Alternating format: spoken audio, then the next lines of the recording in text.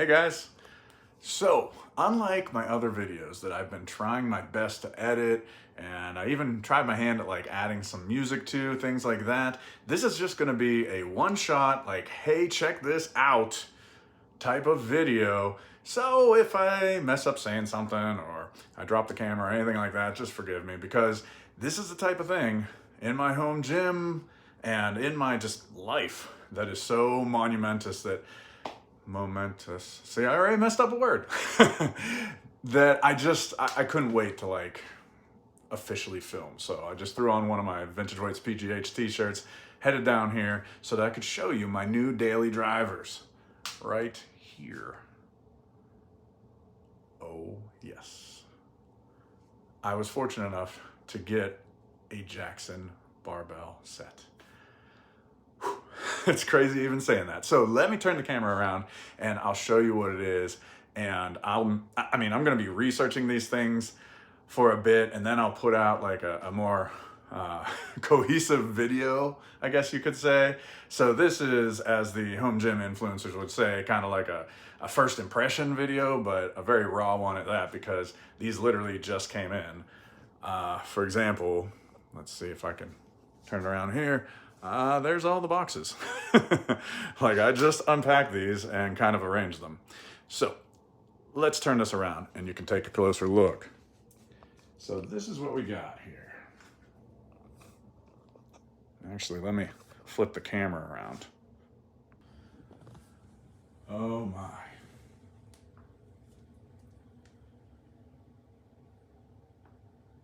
I've wanted Jacksons since I first learned what they were, since I first saw them.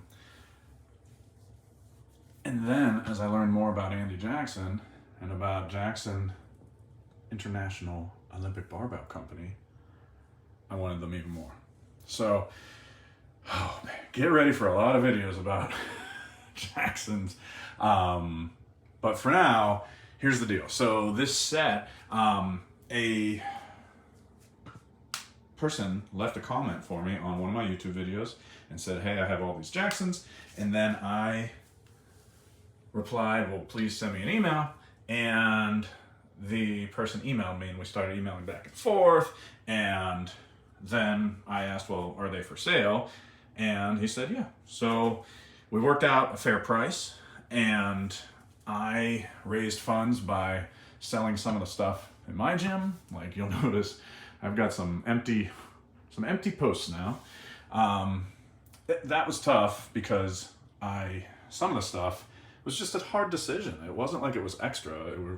These were things I really enjoyed, like my Beat Army plates, for example. If you've subscribed to my YouTube, you may have seen that video. And I really had to make some hard decisions.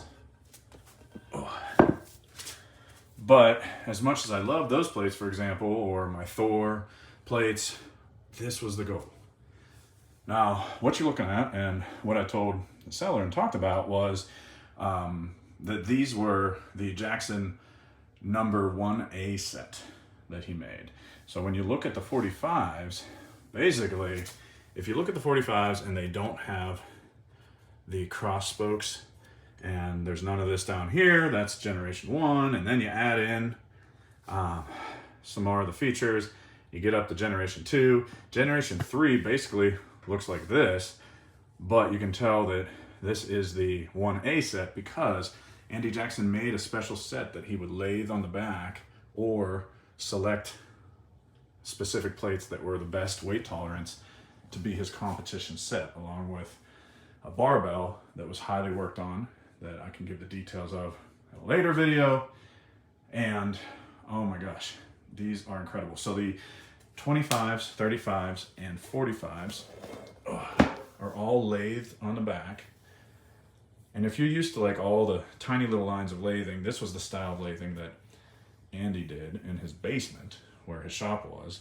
So it's just so cool to think like Andy Jackson worked on this plate. Like, he had this on a machine in his basement and did this to it to make it come into tolerance. And you may, like, if you listen to my podcast with Jake from LeMaster, that's why Jake has his plates laid like this on the back as like an homage to Andy Jackson.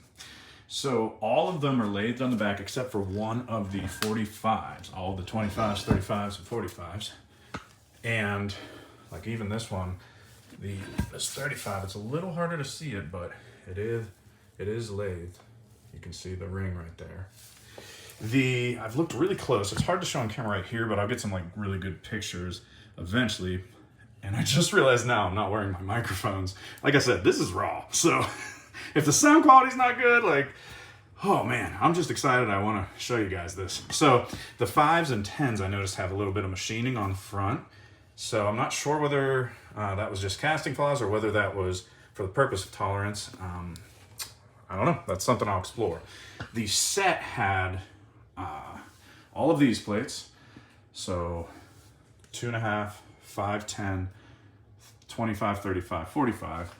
But it also had a 10-ounce plate, like a tiny little microgains, like fractional 10-ounce plate, a 1 1/4 plate, a 12.5 plate, and a 15-pound plate. This set that I purchased does not have those with it, and it's missing one of the 2.5s. But otherwise, this is a really good collection, a really good set, and kind of like a bonus, it has these absolutely incredible chrome barbell colors. So a friend of mine sent me a number 1A sales pamphlet, if you will, and I was reading the description. I also, in my magazine collection back there, in old Iron Man magazines, I found descriptions. I didn't see any chrome barbell colors. They do mention these, and these, you know, adhere to the specs of what was sold with the set. They're 7.5 pounds each, because then it brings the 45-pound bar up to an equal 60 pounds, which was something that, you know, was a selling point that Jackson put out there. So I have not figured out yet, like, why these are chromed. Like, why would Andy Jackson do that? But man, are they gorgeous. I mean, there's like, see that right there on the wing nut? That's the damage. That's it. Like one little chip. I think one of them has like a slight chip on the top. Yeah, right there. There you go. Other than those two spots, these things are like immaculate. It's unbelievable. And they're so larger and heavier than like my other ship wheels I have in the gym that are 5 pounds or even a little bit less. You wouldn't think 5 pounds to 7.5 pounds would make a difference, but holy cow, it does. Like, these things are heavy.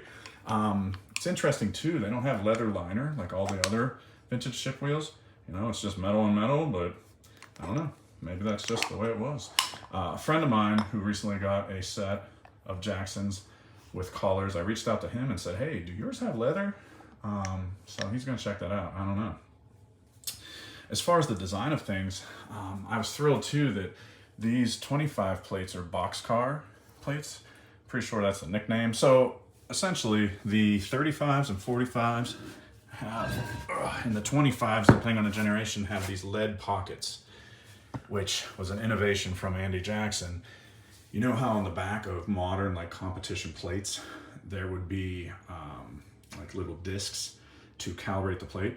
Well, Jackson, way before that, was putting these little lead pockets in so that if a plate was underweight, you could put lead into it, and he could pour a little lead into it to increase the weight. My friend, though, that I told about this set made a good point, though. He said it's kind of ironic that the 1A set with the lathing on the back still has the Generation 3 looking lead pockets, because if they're lathed, you shouldn't really need to use the lead pockets. But hey, you know, it's a cool look. Like, aesthetically, I just like the lead pockets, and then the box cars are just neat. They're just different, like the little rectangles on the bottom. Because to go over here, like, recently I found in the wild my first Jacksons. I found this single 25 that I believe is an Erie Jackson. If you look closely, you can see the top looks like it was machined, and I measured, and it's smaller diameter, as well as this one. I'll post a video of that find, these two singles. But if you look here, you'll see that this lead pocket was like the typical for a 25 pounder. And then coming over here, since I'm standing here, look at the barbell. The barbell is in great condition. Like, if you look, the chrome plated inner collar as well as the shaft look amazing. It's really just the outer sleeve here and the end cap that has wear to it. Now, they both spin really well. And by the way, I won't be needing these. I won't be needing Vintage Gains, my collaboration with Micro Gains, on this set since they are well within tolerance. But this is a nice economical way that Micro Gains and I came up with to calibrate your own weights at home. Excuse me. And you can just weigh your weight and then take a 1/4 pounder or a 1/2 pounder and then put it on there. Just like you're adding like a lead pocket that Andy has on his plates on the Jacksons, you can just put that right onto your plate because they have nice magnets on the back. So anyway, I just happened to notice them sitting there. The sleeves spin really nicely on the bar. Let me set this down. I'm afraid it's gonna like fall off. Now that I took a nice pretty picture, we'll just play it safe.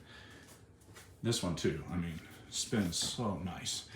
I'm not 100% sure what happened here. Like if this, I mean, it looks like the chrome is just worn off on the end cap, but then this has like a texture to it. I don't know if it was painted once upon a time.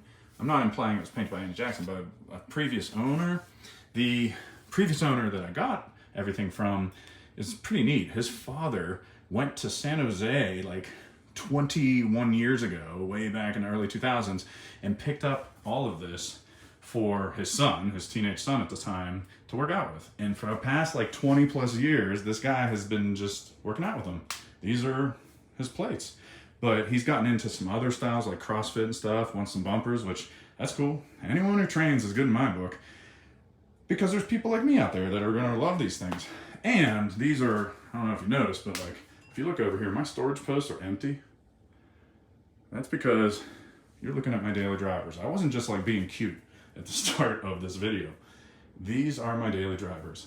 They are going on my storage post, and I'm using these, oh my gosh, more than just about any weight in my gym.